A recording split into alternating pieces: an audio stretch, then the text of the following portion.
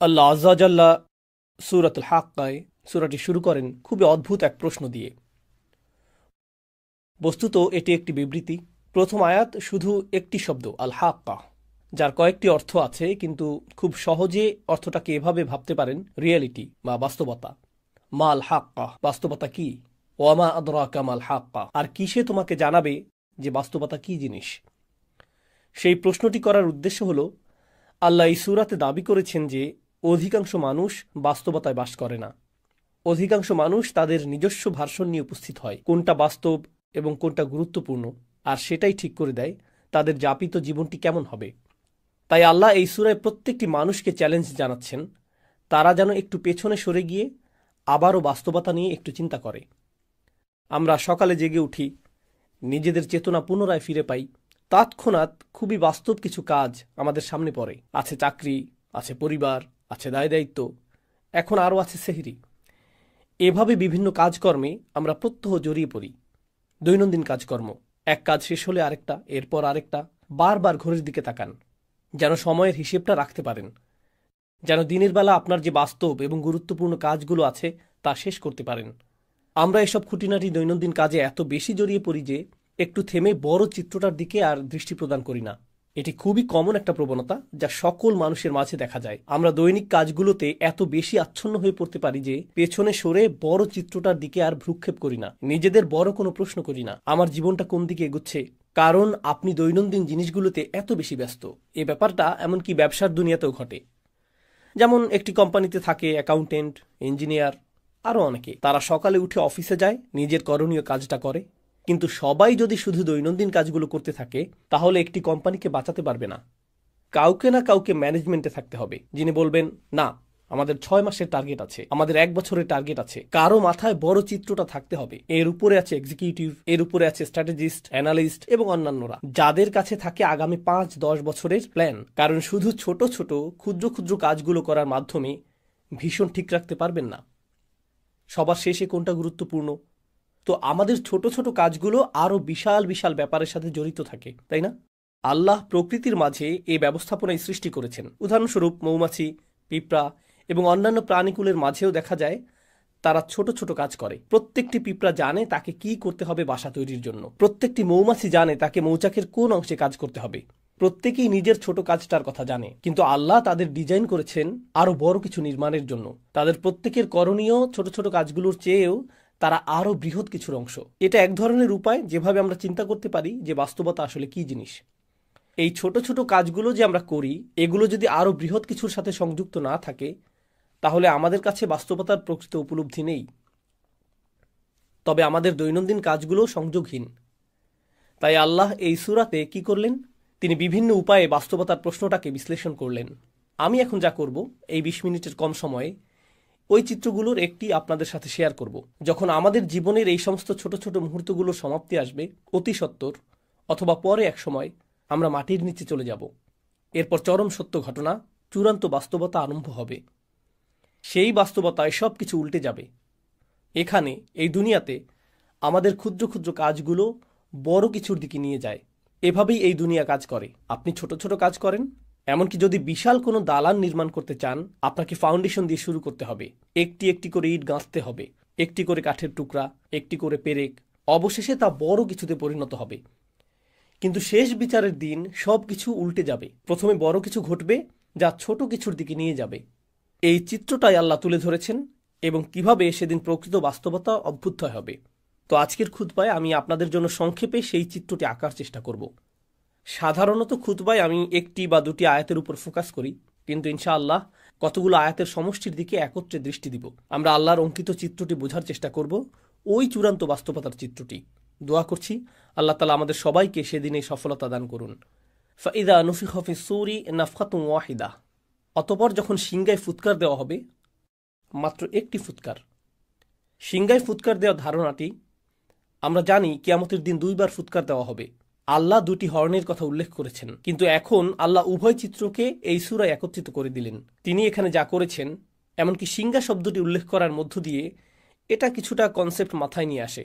মানুষের স্মৃতিতে যদি প্রাচীন আরবের অমুসলিম কারোর সাথে কথা বলতেন কোরআন নাজিলের সময়কালে, কোরআনের শ্রোতাদের অধিকাংশই মুসলিম ছিল না। সে সময়ের মক্কায় বেশিরভাগই মুসলিম ছিল না, আর তারা এই কথাগুলো শুনছিল। তারা যখন সিংহা শব্দটি শুনত, তারা আখিরাত নিয়ে চিন্তা করত না, তারা গায়েব নিয়ে আমাদের মুসলিমদের মতো ভাবত না। তাদের ভাবনাটা ছিল, তারা যখন যুদ্ধ করতে যেত, একজন বিউগল বা সিংহা মুখে তুলে ফুৎকার দিত, সাথে সাথে ঘুমন্ত সৈন্যরা জেগে উঠত আর যুদ্ধের জন্য লাইন ধরে প্রস্তুত হয়ে যেত, কারণ যুদ্ধ শুরু হতে যাচ্ছে। সতর্ক সংকেত প্রদানের সময় এটা। বর্তমানেও মিলিটারি ব্যারাকে, মিলিটারি ক্যাম্পে ইত্যাদিতে অ্যালার্ম সিস্টেম, সাইরেন বা হর্ন বেজে উঠলে প্রতিটি সৈন্য জানে তাকে এক্ষুনি প্রস্তুত হতে হবে, ইউনিফর্ম পরতে হবে এবং রেজিমেন্টে গিয়ে দাঁড়াতে হবে। এমনকি যদি 10,000 সৈন্য হয়, 20,000 সৈন্য হয়, প্রত্যেকে তার করণীয় সম্পর্কে জানে। তারা এলোমেলোভাবে দাঁড়িয়ে থাকে না, সবাই নিজ নিজ রেজিমেন্টে সুশৃঙ্খলভাবে দণ্ডায়মান। হর্নের আওয়াজ সম্পর্কে বলতে গেলে আল্লাহ আজ্জাজাল্লাহ কোরআনের অন্যত্র বলেন, ওমা ইয়ালামু জুনুদা রব্বিকা ইল্লা হুয়া, তোমার রবের বাহিনী সম্পর্কে তিনি ছাড়া কেউ জানেন না। এই হর্ন বেজে উঠলে আল্লাহর সমস্ত সৃষ্টি এমনভাবে আচরণ করবে যেন তারা রিজার্ভ সৈন্য। এই সিগন্যালের অপেক্ষায় ছিল নিজ নিজ পজিশনে প্রস্তুত হতে। সকল সৃষ্টি প্রস্তুত। আল্লাহর সকল ফেরেশতা, আকাশমণ্ডলী, মেঘমালা, পৃথিবী সবাই একই পজিশনে মুভ করবে এই মহাঘটনা সংঘটনের জন্য, এই উপস্থাপনার জন্য।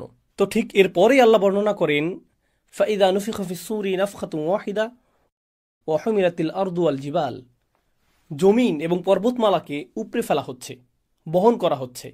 জমিন এবং পর্বতমালাকে বহন করার ধারণাটা অদ্ভুত, কারণ এখন তারা সবকিছু বহন করে।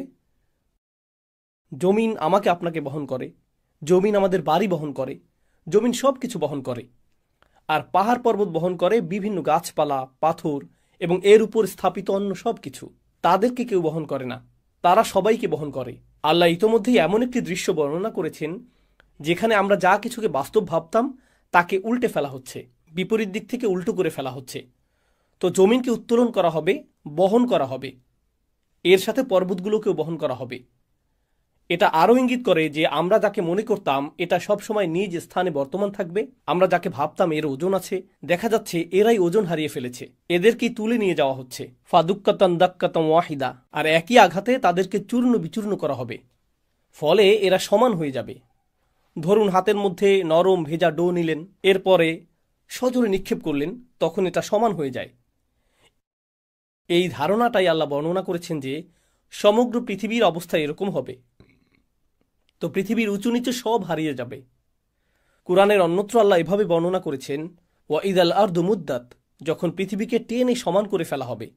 অন্য সূরাতে এসেছে যখন সমুদ্রগুলো ফুটতে থাকবে। সূরাতুল কাহাফে তিনি একে বর্ণনা করেছেন সুআইদান জুরুজা হিসেবে, সমতল ভূমি, পিচ্ছিল ভূমি। আর এখানে তিনি বলছেন এটাকে সজোরে নিক্ষেপ করে সমান করে ফেলা হবে। এখন কোনো কিছুকে সমান করে ফেলার অর্থ হলো একটি মাঠ তৈরি করা হচ্ছে। সমগ্র পৃথিবীকে কেন সমতল ভূমিতে পরিণত করে ফেলা হচ্ছে? আয়াতগুলো অগ্রসর হতে থাকলে আমরা দেখব যে একটি দৃশ্য উন্মোচিত হচ্ছে। তিনি বলেন, ফায়াউমা ইদিন ওয়াকাতিল ওয়াকিয়াহ, ওই দিন আসল ঘটনা সংঘটিত হবে। তিনি ইতোমধ্যেই বলেছেন আল হাক্কাহ, আর এখন বলছেন আল ওয়াকিয়াহ। আল ওয়াকিয়াহ দারুণ আকর্ষণীয় একটা শব্দ, কারণ এটি এসেছে ওয়াকি থেকে। ওয়াকি অর্থ ভারী ওজন। তো আল্লাহ বলছেন সেদিন ভারী ওজনের পতন ঘটনা হবে। এটি অদৃশ্য জগৎ থেকে চূড়ান্ত বাস্তবতা পতিত হওয়ার বা ঘটার এক অভিব্যক্তি।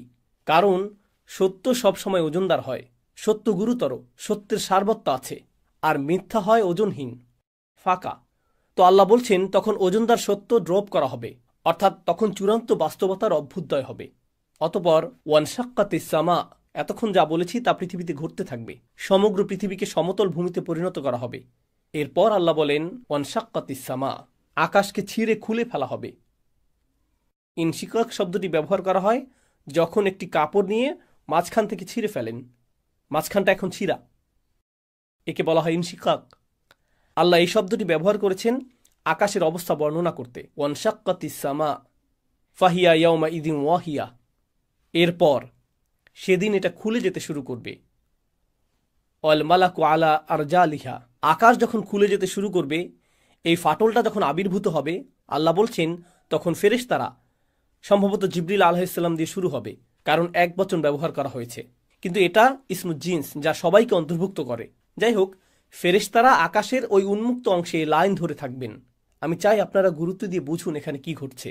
প্রাচীন যুগে যখন সেনাবাহিনী কোনো শহর জয় করতে যেত, দেখা যেত যে প্রাচীন শহরগুলোর চারপাশে বিশালাকার দেওয়াল তুলে প্রতিরক্ষা ব্যবস্থা করা হতো। তাদের থাকতো প্রকাণ্ড গেট। তারা গেটগুলো অত্যন্ত মজবুতভাবে নির্মাণ করত, কারণ শত্রুরা তো আর দেওয়াল ভেদ করে আসতে পারবে না, তাদেরকে আসতে হবে গেট ভেঙে। যদি গেট ভেঙে ফেলা হয়, গেট যদি খুলে ফেলা হয়, তার মানে শত্রুপক্ষ শহর জয় করে ফেলেছে। শহরের পতন হয়ে গেলে আগত বাহিনী তথা আক্রমণকারী বাহিনী গেইটের পাশে লাইন ধরে দাঁড়িয়ে যায় সেনাপতিকে স্বাগত জানানোর জন্য বা বিজয়ী রাজাকে স্বাগত জানানোর জন্য। বিজয় উদযাপনের জন্য প্রস্তুতি নেওয়া হচ্ছে, তাই না? আয়াতগুলোর ভাষাতে ঠিক এরকম একটি চিত্র তুলে ধরা হচ্ছে। শুরুতে জমিনকে সমতল করা হচ্ছে, এরপর আকাশকে ছিঁড়ে খুলে ফেলা হচ্ছে।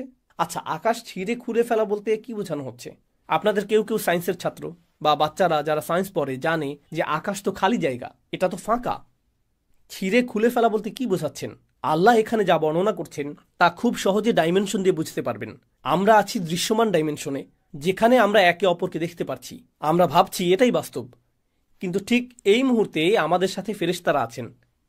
ঠিক এই মুহূর্তে কিরামান কাতিবিন, মর্যাদাবান ফেরেশতারা আমাদের সব কিছু লিখে রাখছেন একটি খাতায়। এটি এমনকি কালি দিয়ে লেখা হচ্ছে না, এটি কিতাবুম মারকুম, পেজগুলোতে সেলাই করা হচ্ছে।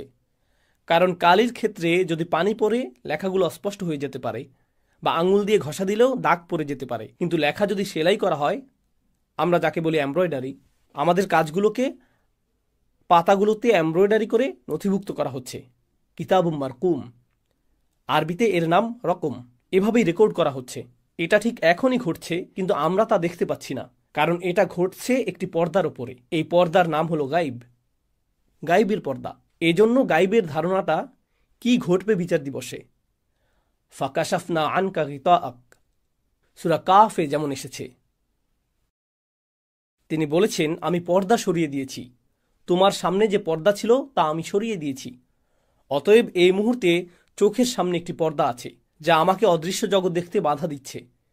ঠিক একইভাবে যখন কোনো ডাক্তারের কাছে যান, ওনারা যখন এক্সরে করেন, তারা এক্সরে মেশিনের ভেতর দিয়ে এমন কিছু দেখেন যা আমি আপনি এই মুহূর্তে দেখতে পাচ্ছি না। একটি লেন্স থাকে, একটি ডিভাইস থাকে যা অদৃশ্য পর্দা দূর করে দেয়। ফলে আপনি শরীরের ভেতরের জিনিসও দেখতে পাচ্ছেন, যা অন্যথায় দেখা সম্ভব ছিল না।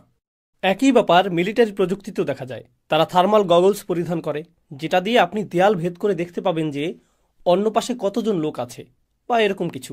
তো ধারণাটা অনেকটা এরকম। আল্লাহ বলছেন, অদৃশ্যের পর্দা ছিঁড়ে খুলে ফেলা হচ্ছে। অদৃশ্যের ওপারে কি আছে? ফেরেশতারা, অদৃশ্য জগৎ। তারা তখন দৃশ্যমান জগতে প্রবেশ করতে থাকবেন। তখন প্রথমবারের মতো মানবজাতি ফেরেশতাদের দেখতে পাবে। শেষ বিচারের দিন আকাশ ছিঁড়ে যে গেটটি খুলে ফেলা হয়েছে, আল্লাহ বলছেন ফেরেশতারা ওই গেটের সকল পাশে লাইন ধরে উপস্থিত হবেন। ওয়াল মালাকু আলা আরজাইহা ওয়া ইয়াহমিলু আরশা রাব্বিকা ফাওকাহুম ইয়াওমাইযিন সামানিয়া। এবং আরশ, আল্লাহর রাজ সিংহাসন, সেদিন বহন করা হবে ৮ জন দিয়ে। এই ৮ জন কারা সে বিষয়টা আল্লাহ বর্ণনা করেননি, কিন্তু মুফাসসিরগণ বলেন ওনারা ৮ জন বিশেষ ফেরেশতা যারা আল্লাহর আরশ বহন করার দায়িত্বে নিয়োজিত। আল্লাহর আরশের একটি ভার্সন সেদিন বহন করে আনা হবে, শুধু মানুষকে দেখানোর জন্য যে রাজাধিরাজ আল্লাহ মানুষের বিচার শুরু করতে যাচ্ছেন। কারণ আগের যুগে এখানে প্রতীকের ব্যাপারটা গুরুত্বপূর্ণ। আগের যুগে গার্ডরা রাজাদের বহন করত এক ধরনের ছদ্ম সিংহাসনে, কারণ আসল সিংহাসনটা অন্য কোথাও আছে। এই বহনযোগ্য সিংহাসনটা আনা হয়েছে শুধু বিচার কার্য পরিচালনার জন্য। যদিও রাজার এখন আগমন ঘটেনি, কিন্তু সিংহাসন আনা হয়েছে। তো ওয়াহমিলু আরশা রাব্বিকা ফাওকাহুম ইয়াওমাইযিন সামানিয়া, আর্মিরা গেট খুলে ফেলেছে, সিংহাসন আনা হয়েছে ৮ জন দিয়ে। এই ৮ জন কি ফেরেশতা নাকি আল্লাহর অন্য কোনো সৃষ্টি? আলী রাদিয়াল্লাহু তাআলা আনহু সহ অন্যরা বলতেন যে ৮ জন বলতে কি ৮ জন, নাকি ৮,০০০, নাকি ৮ লেজন বোঝানো হয়েছে। মা হিয়া হাদিহি সামান, আমরা জানি না এটা এই ৮ কারা, এটা আল্লাহ আমাদের জানাননি। তো তিনি বলেন ইয়াউমাইযিন ইউরাদুন, এত সব কিছু কেন ঘটছে? কেন সমগ্র ভূপৃষ্ঠকে সজোরে সমান করে ফেলা হচ্ছে? কেন আকাশ ছিঁড়ে খুলে ফেলা হচ্ছে? হঠাৎ করে কেন ফেরেশতারা সব উপস্থিত হচ্ছেন? কেন সিংহাসন আনা হচ্ছে? এই সমস্ত কিছু কেন ঘটছে? ইয়াউমাইযিন তুরাদুন, সেদিন তোমাদের সকলকে, তিনি আমাকে বলছেন, আপনাকে বলছেন, সেদিন তোমাদের সকলকে হাজির করা হবে। তুরাদুন লা তাখফা মিনকুম খাফিয়া, তোমাদের কোনো গোপনীয়তাই আজ আর গোপন থাকবে না। তো আপনারা লক্ষ্য করছেন বিশাল বিশাল ব্যাপার ঘটছে। এরপর হঠাৎ করে একেবারে ক্ষুদ্র বিষয়গুলো, যা সমগ্র দুনিয়ার কাছে গোপন ছিল, যা আমি আপনি ছাড়া কেউ জানত না, যা আমি বলেছি, যা আমি করেছি, যে নিয়ত আমার ছিল, যদিও মানুষ আমার কাজ দেখেছে কিন্তু আমার নিয়ত দেখেনি, ওইটা গুপ্ত ছিল। এমনকি সবাই এখানে নামাজ পড়ার আগে সবাই সালাতুল জুমার জন্য বসে আছেন, কিন্তু আমাদের নিয়তগুলো হয়তো অভিন্ন নয়, কারো হয়তো ভিন্ন নিয়ত আছে। আপনি তা দেখতে পান না, আপনার পক্ষে তা দেখা সম্ভব নয়, এটা গোপন। কিন্তু সেদিন কোনো গোপন জিনিসই আর গোপন থাকবে না, কিছুই লুকায়িত থাকবে না। কিছু সাহাবা এই আয়াত সম্পর্কে বলেছেন, কারণ সেদিন মানুষের পরনে কোনো কাপড় থাকবে না, কেউ কোনো পরোয়া করবে না। আল্লাহ শুধু মানুষের আমলগুলো উন্মুক্ত করবেন না, আল্লাহ তাদের নিজেদেরকে উন্মুক্ত করে দিবেন। তো লা তাখফা মিনকুম খাফিয়া। এখন ব্যাপারটা এমন যেন এই বিশাল ঘটনা, আকাশ এবং সমগ্র পৃথিবীকে নতুন করে সাজানো হয়েছে, নতুনভাবে ইঞ্জিনিয়ারিং করা হয়েছে। এই সমস্ত কিছুর উদ্দেশ্য হলো আমি এবং আপনি। এই সমস্ত কিছুর উদ্দেশ্য হলো যেন আমি আপনি আল্লাহর সামনে দণ্ডায়মান হই এবং বিচারের সম্মুখীন হই। এই সমস্ত কিছু হলো ঘটনার পূর্ব প্রস্তুতি। এখন প্রশ্ন উঠে, আল্লাহ আজ্জাওয়াজাল্লাহ হলেন আল হাকিম, তিনি সকল প্রজ্ঞার মালিক। আর আল্লাহ আজ্জাওয়াজাল্লাহ ইন্নামা আমরুহু ইদা আরাদা শাইআন আইয়াকুলা লাহু কুন ফায়াকুন। আল্লাহ শুধু বলেন হও আর এটা হয়ে যায়। তো কেউ মারা যাওয়ার সাথে সাথে আল্লাহ বলতে পারতেন অমুককে জাহান্নামে ফেলো, অমুককে জান্নাতে রাখো। তিনি তৎক্ষণাৎ সিদ্ধান্ত নিতে পারতেন। তার তো এই মহা আয়োজনের দরকার নেই। তাকে তো আকাশ খুলতে হবে না, ফেরেশতাদের প্রদর্শন করতে হবে না, এরপর সিংহাসন আনতে হবে না, এরপর আমাদের সমস্ত আমলগুলো গণনা করতে হবে না, আল্লাহকে তো ভালো মন্দ গুনতে হবে না। তিনি তো সব ইতিমধ্যেই জানেন। আল্লাহর কাছে আছে সব কিছুর ক্যালকুলেশন, আছে সব কিছুর হিসাব। আল্লাহর চেয়ে কার কাছে উত্তম হিসাব আছে? তাহলে আমাদের সম্মুখে আল্লাহর এই বিশাল দৃশ্যের অবতারণা করার উদ্দেশ্য কি? ব্যাপারটা আসলে ন্যায় বিচারের ধারণার সাথে সম্পর্কযুক্ত। এই দুনিয়াতে মানুষ যে বিষয়গুলো চায় তার মধ্যে একটি হলো ন্যায় বিচার। কিভাবে ন্যায় বিচার হয়? দুটি বিষয় ঘটতে হবে যদি ন্যায় বিচার পেতে চান। প্রথম যে বিষয়টি ঘটতে হবে তা হলো বিচার প্রক্রিয়ার ন্যায্যতা থাকতে হবে, বিচার প্রক্রিয়ার নিরপেক্ষতা থাকতে হবে। দ্বিতীয় যে বিষয়টা ঘটতে হবে তা হলো আপনাকে বিচারটা প্রদর্শন করতে হবে। গোপনে বিচার করতে পারবেন না। যদি পুলিশ কাউকে গ্রেফতার করে, তাকে ধরে এবং জেলে নিক্ষেপ করে আর বলে যে তাকে দোষী সাব্যস্ত করা হয়েছে, তখন প্রশ্ন উঠে কখন তাকে দোষী সাব্যস্ত করা হলো, তার বিচার কখন হলো? ও, এটা গোপনে করা হয়েছে। বিশ্বাস করুন, বিচারটা ন্যায় বিচার হয়েছে। আচ্ছা, বিচারটা যদি গোপনে হয়, সাথে সাথে সবাই চিন্তা করবে বিচারটা যদি এতই ন্যায্য হয় তাহলে গোপনে করলেন কেন? প্রমাণাদি দেখাচ্ছেন না কেন? প্রকাশ করছেন না কেন? অতএব শুধু ন্যায় বিচার করলেই হবে না, ন্যায় বিচারটা সবাইকে দেখাতেও হবে। উভয় ব্যাপারটা ঘটতে হবে। কাউকে জাহান্নামে ফেলা হলো, তখন সে বলতে পারে, হ্যাঁ, আল্লাহ আমাকে এখানে ফেলেছেন, কিন্তু আমি খুবই ভালো মানুষ ছিলাম, আমি জানিও না আমি এখানে কেন, আমি তো সৎ জীবনযাপন করেছি। তারা এমনটা বলতে পারে।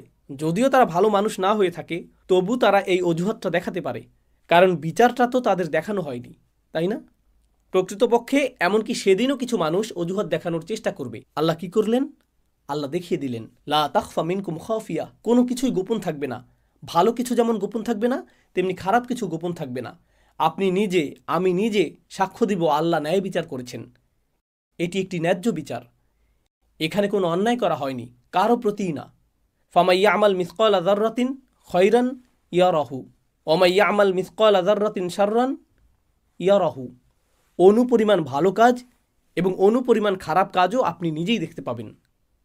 এটাই মূল কারণ। এত বিশাল আয়োজন করা হবে এই জন্য যে যেন আল্লাহ প্রদর্শন করতে পারেন বিচারটা কত ন্যায়ানুগ হয়েছে। আমার আপনার চোখের সামনেই এটা ঘটবে। এটা সেই মহাবিচারের প্রস্তুতি। এখন কিছু সময়ের জন্য একটু কল্পনা করুন, আমরা বিভিন্ন ইভেন্টে যোগ দিই। কেউ ঈদ পার্টির আয়োজন করলো, এটা একটা ইভেন্ট। চলুন আরও বড় কোনো ইভেন্টের কথা চিন্তা করি। নতুন প্রেসিডেন্টের শপথ অনুষ্ঠান হবে বা নতুন প্রধানমন্ত্রী নির্বাচন করা হয়েছে, তখন অনুষ্ঠান করা হয়, উদ্বোধনী অনুষ্ঠানের আয়োজন করা হয়, জাতীয় উৎসবের একটি দিন। বিশাল এক ব্যাপার। যখন বিশাল কিছু হয় তার জন্য প্রস্তুতিটাও হয় অনেক বড়। আল্লাহ এত ব্যাপক প্রস্তুতি নিচ্ছেন, এত প্রকাণ্ড আয়োজন। কত যে আয়াতে এই ইভেন্টের প্রস্তুতির কথা এসেছে। সিঙ্গার আওয়াজ থেকে শুরু করে আকাশ ছিঁড়ে ফেলা, ফেরেশতাদের সারিবদ্ধ হয়ে দাঁড়িয়ে যাওয়া, সিংহাসনের আগমন, এই যে এত বিশাল আয়োজন, আমার কৃতকর্মগুলো হিসেবের জন্য, আপনার কৃতকর্মগুলো হিসেবের জন্য। আল্লাহর কাছে আমাদের কর্মগুলো এতটাই গুরুত্বপূর্ণ, অথচ আমরা মনে করি আমাদের কৃতকর্মগুলো ছোটোখাটো বিষয়। মনে আছে আমি যে শুরুতে বলেছিলাম এই জগতে ক্ষুদ্র ক্ষুদ্র বিষয়গুলো বড় কিছুর দিকে নিয়ে যায়। আর বিচার দিবসে কি হবে? সেদিন বিশাল বিশাল ব্যাপারগুলো ঘটবে আমার আপনার একেবারে ক্ষুদ্র ক্ষুদ্র আমলগুলোর হিসাব নিকাশের জন্য। তাই আমাদের মুখ থেকে নির্গত হওয়া কোনো শব্দকে আমরা ছোট করে দেখি না, আমাদের কৃত কাজগুলোকেও আমরা হালকাভাবে দেখি না। এটাই মূল কারণ। অতপর তিনি সুবহানাহু ওয়া তাআলা বলেন, ফাআম্মা মান উতিয়া কিতাবাহু বিয়ামিনিহি ফায়াকুলু হা উমুকরাউ কিতাবিয়াহ। মাত্র 2 মিনিট বাকি আছে, তাই সংক্ষেপে তুলে ধরব। আপনারা নিজে নিজে পড়ুন, ইনশাআল্লাহ এর থেকে উপকৃত হবেন। তিনি বলেন, আর যার আমলনামা তার ডান হাতে দেওয়া হবে, যে কেউ যাকে তার আমলনামা ডান হাতে দেওয়া হবে, আল্লাহ আমাদের সবাইকে তাদের অন্তর্ভুক্ত করুন। তো কেউ যখন তার ডান হাতে নিজ কৃতকর্মের খাতাটি পাবে, আল্লাহ বর্ণনা করেন, হা উম হা উম। হা উম মানে এদিকে আসো এবং গ্রহণ করো। হা উমের একটি অর্থ হলো এখানে আসো এবং নাও। আপনারা বিচার দিবসের বর্ণনা আগেও শুনেছেন। সেদিন কেউ কারো কোনো খবর রাখবে না। ইয়াউমা তারাউনাহা তাদহালু কুল্লা মুরদিআতিন আম্মা আরদাআত। এমনকি মা যিনি তার বাচ্চাকে দুধ খাওয়াচ্ছেন, জাস্ট তাকে ফেলে দিবে, জাস্ট তাকে কোল থেকে ফেলে দিবেন। এতটা ভয়ঙ্কর বিচার দিনের বর্ণনা। ইয়াফিরুল মারউ মিন আখিহি ওয়া উম্মিহি ওয়া আবিহি ওয়া সাহিবাতিহি ওয়া বানিহি ওয়া সাহিবাতিল্লাতী তুইহি। আপনি আপনার মা থেকে পালাবেন, বাবা থেকে পালাবেন, ভাই থেকে, স্বামী স্ত্রী থেকে, আপনি আপনার সমগ্র গ্রামবাসী থেকে পালাবেন, পরিচিত সকল মানুষ থেকে। তাদের দেখলেই উল্টো দিকে পালিয়ে যাবেন, কারো ব্যাপারে কোনো পরোয়া করবেন না। বস্তুত লাউ ইয়াফতাদি মিন আযাবি ইয়াউমা ইযিম বিবানিহ। এই আয়াতের কয়েকটি আয়াত পরে আল্লাহ বলেন, অমান ফিল আরদি জামিআ সুম্মা তুনজিহি। সেদিন মানুষ বলবে, ইয়া আল্লাহ, দরকার হলে অন্য সমস্ত মানুষ, আদম আলাইহিস সালাম হতে শুরু করে শেষ পর্যন্ত যত মানুষ আছে সবাইকে জাহান্নামে ফেলেন, কিন্তু আমাকে বাঁচান। এটাই সেদিন তারা বলবে, অমান ফিল আরদি জামিআন সুম্মা ইনজিহ। সেই দিনে কিছু মানুষ ডান হাতে তাদের আমলনামা পাবে। এতে তারা যে কতটা খুশি হবে, তারাই একমাত্র গ্রুপ যারা শুধু নিজেদের জন্য খুশি হবে না, তারা ঘুরে ঘুরে নিজের আমলনামা বন্ধুদের দেখাবে, পরিবার পরিজনকে দেখাবে। আসুন দেখুন, দেখুন আমার ভালো ভালো আমলগুলো দেখুন, দেখুন আল্লাহ আমার সব নেক আমলগুলো লিখে রেখেছেন। প্রশ্ন হলো, জানি বেশি সময় নিয়ে নিচ্ছি, শুধু আর অল্প কয়েক মিনিট নিব। দোয়া করছি আমরা যেন আমাদের আমলনামা ডান হাতে পাই। এমনকি যদিও আমার আমলনামা ডান হাতে পাই, এতে তো শুধু ভালো কাজগুলো লিপিবদ্ধ থাকবে না। আমি তো আর ফেরেশতা না, আমার জীবনে ভুল ত্রুটি আছে, এমন সব কাজ করেছি যা নিয়ে আমি লজ্জিত, ওই কাজগুলোও তো লেখা আছে। যখন এরকম ভালো এবং খারাপ উভয় ধরনের কাজগুলো লিপিবদ্ধ থাকবে সমগ্র জীবনের, কাউকে কি আমি দেখাতে চাইব? সে তখন পৃষ্ঠা উল্টিয়ে বলবে, আরে এটা কি, তুমি এই জঘন্য কাজটাও করেছো? তাহলে লোকটা নিজের আমলনামা অন্যদের কেন খুশি মনে দেখাতে চাইবে? যদিও খাতাটাতে নেক আমলগুলো লেখা আছে, কিন্তু আরও আছে খারাপ কাজগুলো। ব্যাপারটা আসলে কোরআনে বর্ণিত মাগফিরাতের ধারণার সাথে সম্পৃক্ত। যদিও খারাপ কাজগুলো মুছে দেওয়া হয়নি, খারাপ কাজগুলো আসলে ঢেকে দেওয়া হয়েছে, আচ্ছাদিত করা হয়েছে। আপনি বুঝতে পারবেন, আগের দিনে বাচ্চারা কলম দিয়ে কিছু লিখত, লেখাটা ভুল হলে তারা সাদা রং দিয়ে ঢেকে দিত, এর উপর আবার লিখত। লেখাটা দেখে বোঝা যেত এখানে কিছু একটা ঢেকে দেওয়া হয়েছে। ব্যাপারটা ঠিক এরকম। আপনি বুঝতে পারবেন আমার কিছু কিছু কর্ম ঢেকে দেওয়া হয়েছে। আপনি তখন খুশিতে নেচে উঠবেন, আমি যে কত ভুল করেছি, আর আল্লাহ আমার অগণিত ভুলগুলো সাদা রং দিয়ে ঢেকে দিয়েছেন, আর ভালো ভালো আমল দিয়ে তা পরিবর্তন করে দিয়েছেন। দেখুন আল্লাহ আমাকে কতটা মায়া করেন, আল্লাহ আমাকে কত শতবার ক্ষমা করেছেন, আল্লাহ কতটা দয়াবান। আবার এমন কিছু আমল থাকবে, কাজটা আপনার কাছে খুবই ক্ষুদ্র মনে হয়েছিল, খুবই সামান্য সাদাকা, নগণ্য কাজ, একজনকে সামান্য সাহায্য করেছিলেন, কারো দিকে তাকিয়ে মুচকি হেসেছিলেন, রাস্তায় কারো প্রতি দয়া দেখিয়েছিলেন, কারো সাথে শুধু সুন্দর কথা বলেছিলেন, সামান্য কিছু।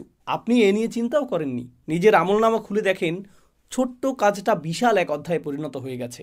অসামান্য মূল্য, এটার পর্বত সম মূল্য। ইয়া আল্লাহ, কিভাবে এটা এত গুণে বৃদ্ধি করে দিলেন, কিভাবে ছোট্ট আমলটাকে প্রকাণ্ড আমলে পরিণত করে দিলেন। নিজের খাতাটা দেখে আপনার তখন খুশির শেষ নেই। আপনি তখন চারিদিকে ঘুরে ঘুরে, কোরআনের অন্যত্র যেমন এসেছে, ওয়ায়ানকালিব ইলা আহলিহি মাসরুরা, সে তার স্বজনদের কাছে সানন্দে ফিরে যাবে। এটাই বিচার দিনের একটি চিত্র। এটাই হা উমুকরাউ কিতাবিয়া ইন্নী জনান্তু আন্নী মুলাকিন হিসাবিয়া ফাহুয়া ফি ঈশাতির রাদিয়া। আমি জানি সময় শেষ হয়ে গেছে, অন্তত এই অংশটা। ডান পাশের মানুষেরা, ওনাদের নিয়ে আমি দ্রুত কয়েকটি কথা শেয়ার করতে চাই।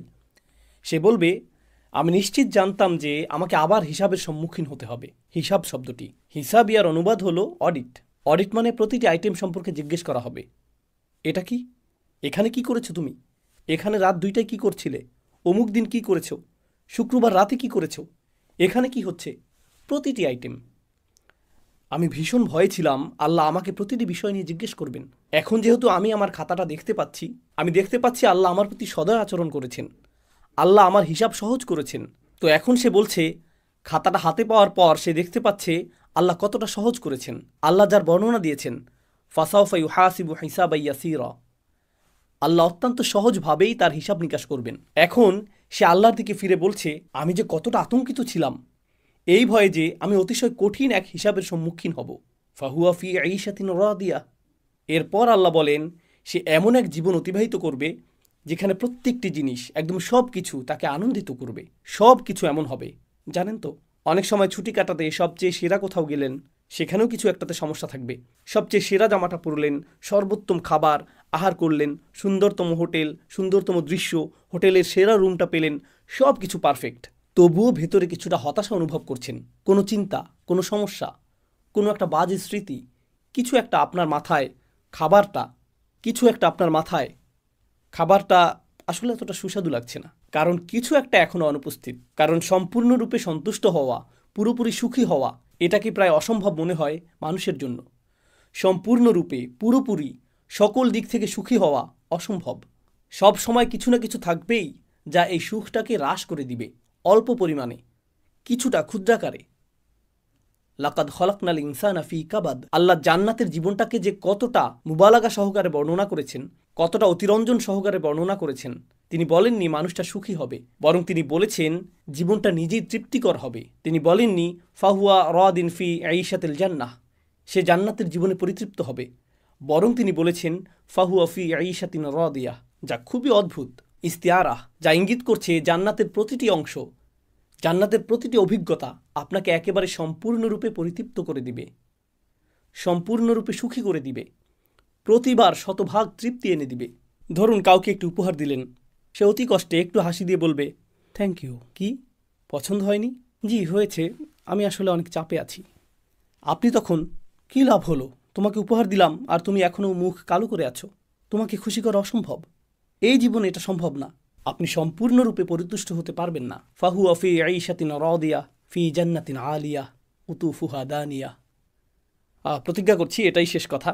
মহান আল্লাহ বলেন, তারা সুউচ্চ উদ্যানে অবস্থান করবে, তারা একটি সুউচ্চ উদ্যানে অবস্থান করবে। কোরআনের অন্যত্রও আল্লাহ উদ্যানের কথা বলেছেন, কিন্তু এখানে তিনি শুধুমাত্র উদ্যানের কথা বলছেন না, তিনি এটাকে বলছেন সুউচ্চ উদ্যান। বিষয়টা কৌতূহল জাগ্রতকারী, কারণ আলিয়া শব্দটি আক্ষরিক এবং রূপক উভয় অর্থেই ব্যবহৃত হতে পারে। এর মানে কি, এটি হবে এমন একটি বাগান, এটি শুধুমাত্র সুউচ্চই না, এর ফলে আপনি চমৎকার একটা ভিউ পাবেন। এটি হলো একটি আর্থ।